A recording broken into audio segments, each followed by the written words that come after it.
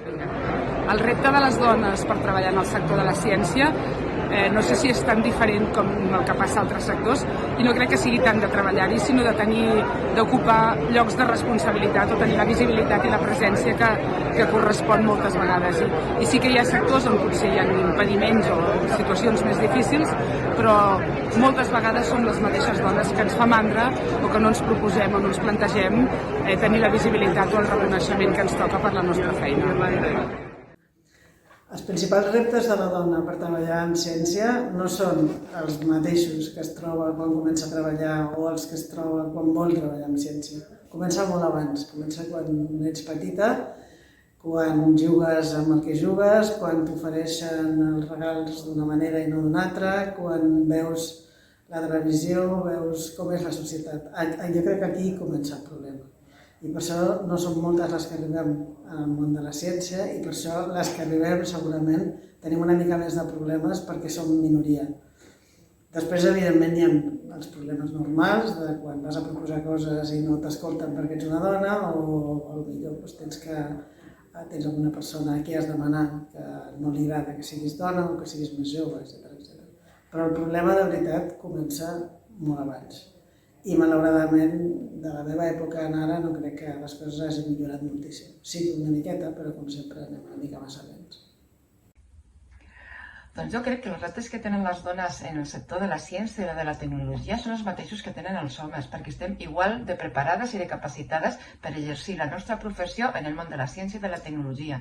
El que passa és que aquest sector té uns estereotips que defineixen o que imaginen com són aquestes professions i els seus professionals que disten molt de la realitat. I per tant ens falten vocacions STEM i per tant hem de trencar aquest fals estereotipatge i explicar les coses com són. Un altre repte, i aquest sí que és molt femení, és que hi ha poques referents. No hi ha dones en el món de la ciència que realment s'estiguin mostrant a les escoles, que s'estiguin mostrant als llibres de text i que realment siguin inspiradores per les noves generacions. Per tant, és important, molt important, donar visibilitat a aquestes dones referents, a aquestes dones científiques, a aquestes dones tecnològiques. Sempre que puc, i amb tothom que parlo, repeteixo el mateix. Quan ens queda les dones per lluitar? I de fet, és certa la màxima de que si no som visibles no existim.